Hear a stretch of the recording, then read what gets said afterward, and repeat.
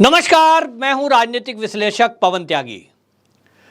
पूर्व राज्यपाल सत्यपाल मलिक इस तरह की बयानबाजी पर उतर आए हैं कि उन्होंने शायद तय कर लिया कि वो देश में लोगों को जाति में बांटकर अराजकता पैदा करके देश के अंदर एक माहौल ऐसा बनाने की तैयारी में हैं कि उनको लगता है कि वो 2024 में मोदी सरकार को हटा पाएंगे।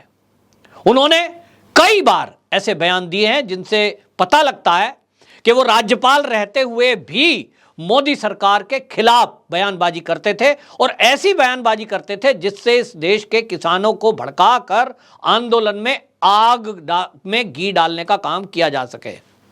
अनेक बार उन्होंने ये कहा है कि मैंने तो मोदी को कहा कि ये किसान हैं, इनको आराम से समझा लो वरना ये वो कर देंगे, ये कर देंगे। और इंदिरा गांधी तक से उन्होंने जोड़ते हुए एक तरह से इनडायरेक्टली मोदी जी को यह धमकी दी थी कि ये वो लोग हैं जो विदेश में जाकर भी हमला कर देते हैं।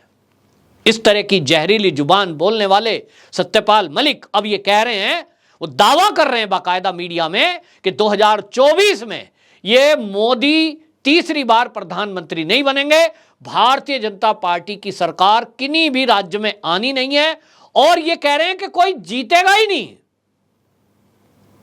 और इतना ही नहीं, इस मोदी की हार के लिए जो वो शब्दों का इस्तेमाल कर रहे हैं, जिस तरह की वो राजनीति करने की कोशिश कर रहे हैं, एक तरफ वो कह रहे हैं कि ये जो भारतीय जनता पार्टी है ये लोगों को जातियों में बांट रही है, दूसरी तरफ राजस्थान में जहां उनका स्वागत हुआ और जो गए जयपुर में, वो कहते हैं अहीरों की एक रेजिमेंट होनी चाहिए, इस जात ने बड़ा तरक्की की है, बड़ा देश के लिए कुर्बानी दी है।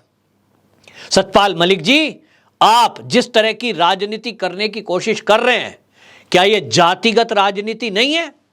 आप लोगों को जाति में बांटने के साथ साथ आप तो देश की सुरक्षा से खिलवाड़ कर रहे हो। आप सेना को तो कम से कम छोड़ दो। इस देश में आप राजनीति करना चाहते हो, आप मोदी को खूब गाली दो, आप भारतीय जनता पार्टी को खूब गाली दो, आप खूब झूठ बोलो, जो आप झूठ किसानों में फैला रहे हो। आपने कहा कि भारतीय जनता पार्टी ने अडानी को गेहूं बेच दिया है, बड़े बड़े स्टोर बनवा दिए। कौन नहीं जानता कि ग्रीन स्टोरेज साइलो यानी टंकियां, वो केवल मोदी सरकार ने अडानी को किराए पर गेहूं को रखने के लिए दिया है, ताकि मोदी सरकार महीने में 2 बार जो 80 करोड़ लोगों को फ्री में गेहूं दे रहा है, वो अनवरत गरीबों को मिलता रहे, वो भूखे ना सोएं। आप जानते हैं कि अब से पहले यानी मोदी सरकार के पहले, ये अडानी के स्टोरेज बनने के पहले, ये ग्रेन स्टोरेज साइलो जो बने हैं, इनके पहले की सरकार उसको एफसीआई के गोदाम में रखती थी, पन्नियों से ढकती थी और उसके बाद वो बारिश में भीगता था, उसको चूहे खा जाते थे। भ्रष्टाचार की भेंट लाखों टन गेहूं हर साल चढ़ जाता था।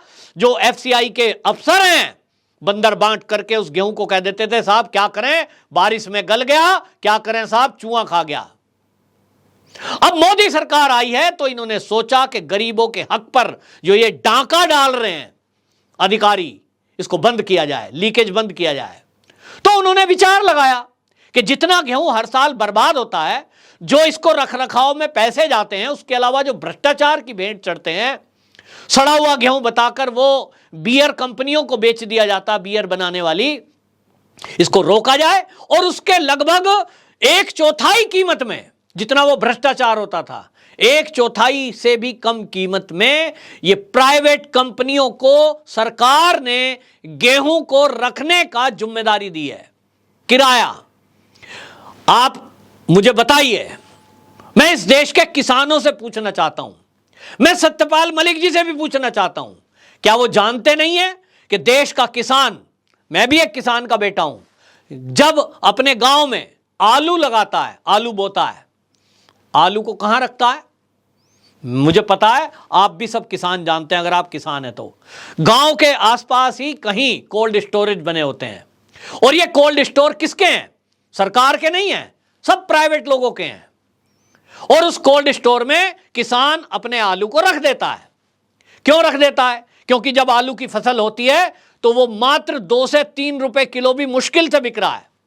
लेकिन जब 5-6 महीने बीत जाएंगे तो उस आलू का रेट बढ़ेगा, वो 50 पैसे से बढ़कर 10 रुपए किलो भी होता है। तो किसान जिनके पास क्षमता है वो इस स्टोरेज में रखते हैं, किराया देते हैं उस कोल्ड स्टोर का जो कि प्राइवेट व्यक्ति का है, और जब मौका उसका मिलता है तब उसको रेट बढ़ने के बाद किसान उस आलू को निकालता है अपने कोल्ड स्टोर से और बाजार में बेचता है। मेरे यहां हर साल यह काम होता है। तो क्या मेरा आलू उस स्टोर वाले ने खरीद लिया? क्या मैंने वो बेच दिया? इतनी छोटी सी बात सतपाल मलिक जी, आप इसको घुमाकर देश के किसानों को झूठ बोलकर बलगराने का काम कर रहे हो। यह मैं तो कहता हूं राष्ट्रद्रोह की भाषा है। यह राष्ट्रद्रोह में आना चाहिए कि अगर कोई झूठ बोलकर देश के अंदर अराजकता पैदा करने की कोशिश करे, झूठ बोलकर अगर कोई आंदोलन खड़ा करने की तैयारी करे, यदि झूठ बोलकर सरकार के विरुद्ध एक षड्यंत्र करने की कोशिश करे, तो यह राष्ट्रद्रोह के केस में आना चाहिए और ऐसे व्यक्ति को तत्काल उठाकर जेल की सलाखों के पीछे डाल देना चाहिए। जब तक वो उस आंदोलन को खड़ा करे या देश के विरुद्ध कोई षड्यंत्र करने में कामयाब हो, उसके पहले ये कार्रवाई हो जानी चाहिए। लेकिन हमारे देश का कानून, उसके चलते शायद इस देश में झूठ बोलने वाले लोग और सरकार के विरुद्ध झूठ बोलकर लोगों को उकसाकर षड्यंत्र करने वाले, आंदोलन खड़ा करने वाले लोग, ये इनके खिलाफ कोई कार्रवाई नहीं होती है। शायद कानून में भाषण देने पे या झूठ बोलने पर कोई कार्रवाई नहीं होती। नहीं तो आप देखिए कितनी सातिराना तरीके से लोग सोचते हैं ये तो राज्यपाल रहे हैं, बहुत बुद्धिमान है, ये जो कह रहे हैं सच ही कह रहे होंगे। झूठ बोलकर इस देश में अराजकता फैलाना बंद करिए। इसी तरह की बातें बोलकर किसान आंदोलन खड़ा कर दिया और आज आप सेना को भी इसमें घसीटते हो और कहते हो साहब अहीरों की तो एक रेजिमेंट होनी चाहिए। तो भाई मैं भी ब्राह्मण परिवार से हूं, फिर ब्राह्मण रेजिमेंट क्यों नहीं होनी चाहिए? सतपाल मलिक जी जरा बताना। बहुत त्याग किया है ब्राह्मणों ने भी, इस देश के लिए बहुत कुछ किया है, तो क्या इस देश के ब्राह्मण अपने लिए अलग रेजिमेंट की मांग करें? आज तक किसी ब्राह्मण ने नहीं करी, ना कोई ब्राह्मण करेगा। मैं त्यागी परिवार से हूं, अनेक त्यागी अच्छी अच्छी पोस्टों पर और इस देश की आजादी में उन्होंने काम किया है। आज तक किसी त्यागी ने, आपने सुना है ये कहा हो हमको आरक्षण चाहिए? आपने सुना है कभी किसी त्यागी ने कहा हो कि हमको जो है हमको अलग से रेजिमेंट दो? नहीं, क्योंकि हम अपने हाथों पर, अपने पैरों पर, अपने मस्तिष्क पर, अपने कर्म पर भरोसा रखते हैं। हमें बैसाखियां नहीं चाहिए। हम आत्मनिर्भर हैं, आत्मनिर्भर रहना जानते हैं।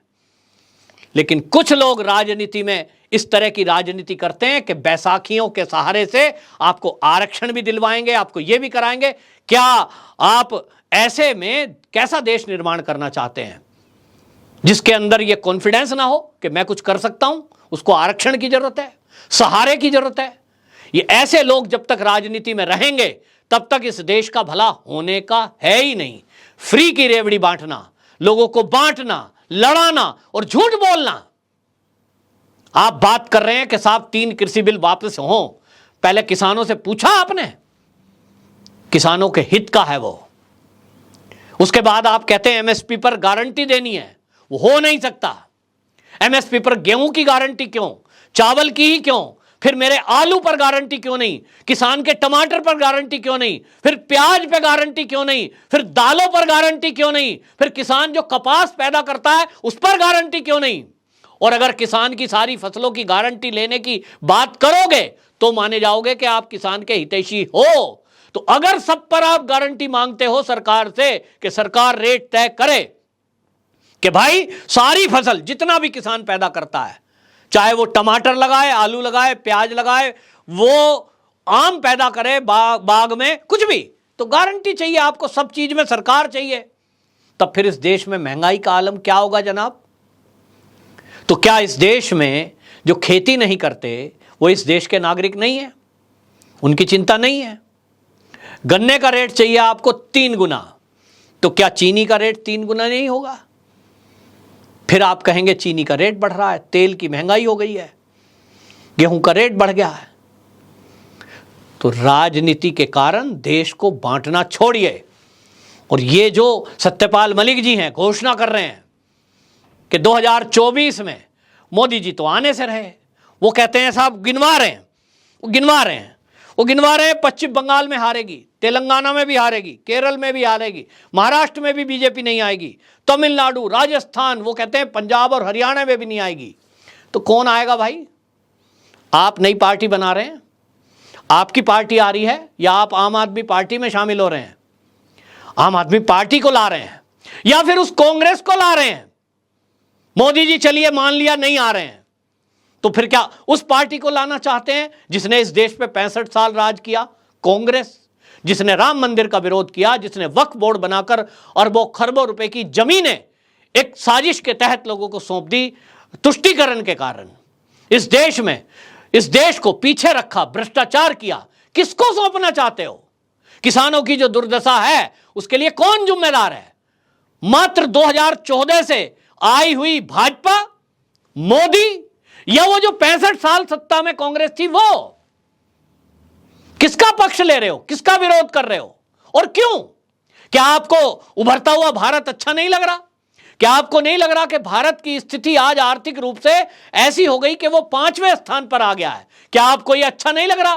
क्या आपको यह नहीं लग रहा कि आज आत्मनिर्भर भारत मोदी जी के नेतृत्व में खुद का फाइटर प्लेन बना रहे हैं, हम खुद की तोप बना रहे हैं, खुद की राइफलें बना रहे हैं, हम खुद के मिलिट्री के लिए ट्रक बना रहे हैं, और तो और खुद के सैटेलाइट भेज रहे हैं, खुद की वैक्सीन बना रहे हैं? आत्मनिर्भर भारत आपको अच्छा नहीं लग रहा? मोदी जी ने क्या ऐसा कर दिया जो आपको लगता है कि मोदी को हटाना चाहिए? क्या मोदी जी ने अपने भाई भतीजों को कहीं करोड़पति अरबपति बना दिया? ये अडानी और अंबानी क्या मोदी के भाई और भतीजे हैं? आप जिनको गाली देकर लोगों को बरगलाना चाहते हैं, विरोध में खड़ा करना चाहते हैं, इन्हीं अडानी और अंबानी ने, ये कोई मोदी के 2014 के बाद नहीं आए कि पहले चूरन बेचते थे, कहीं सड़क पे छोले कुलचे बेचते थे। मोदी जी आए तो इनको अरबों खरबों रुपए की संपत्ति सौंप दी और ये व्यापारी बन गए। ये देश में पहले से हैं, अपनी मेहनत से हैं, इन्होंने पैसा लगाया है, और जो बैंक का पैसा लेकर लूटकर भागे थे उनसे वसूलने का काम मोदी ने किया है, जो पहले किसी ने नहीं किया। आज देश के सैनिकों से पूछिए कि उनके लिए सरकार ने क्या किया है मोदी ने। लेकिन आपको शायद मोदी पसंद नहीं आ रहा, क्योंकि मोदी इस देश को मजबूत बनाने में लगा है। मोदी हमारी आने वाली पीढ़ियों के लिए इस भारत को आत्मनिर्भर बना रहा है। मोदी जी आज इस देश को दुनिया में उसका डंका बोल रहा है, और यह देश के दुश्मनों को कतई पसंद नहीं आएगा।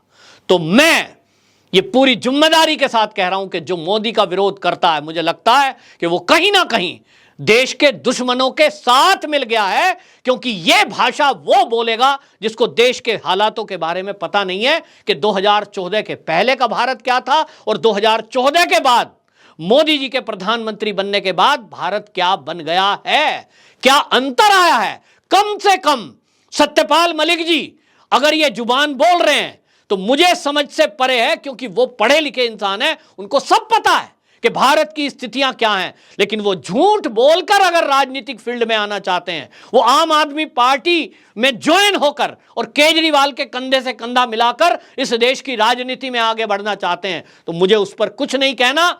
लेकिन मुझे केवल इतना कहना है कि कृपया देश के किसानों के नाम पर, जैसे कांग्रेस ने पिछले 65 साल शासन में राज करा और किसान की हालत नहीं सुधरी, कृपया आप एक किसान परिवार से आते हैं, आप कृपया ऐसा ना करें, देश पर एहसान करें। देश बड़ी मुश्किल से उभर रहा है, आज अपने आप को खड़ा कर रहा है, आत्मनिर्भर बन रहा है। इस देश में आप तरक्की नहीं करा सकते, कोई इस देश में सहयोग नहीं कर सकते, तो कृपया करके देश की तरक्की में बाधा ना बनिए। जाति में लोगों को मत बांटिए, धर्म में लोगों को बांटकर आपस में मत लड़ाइए। यह देश के ऊपर बहुत बड़ा एहसान होगा। वरना यह भी मैं आपको बता दूं कि यह बदलता हुआ भारत है, मोदी सरकार जो करेगी सो करेगी। आज जनता देश के विरुद्ध सोच रखने वाले और देश के गद्दारों को सबक सिखाने के लिए आज जागृत हो चुकी है, सनातनी जाग चुका है, देशभक्त एक्टिव हो चुका है। ऐसे लोगों को सबक सिखाना जनता अच्छी तरह से जानती है। आप देख लीजिए ऐसे लोगों का क्या हाल हो रहा है। देखते हैं देश का मूड क्या है। वंदे मातरम।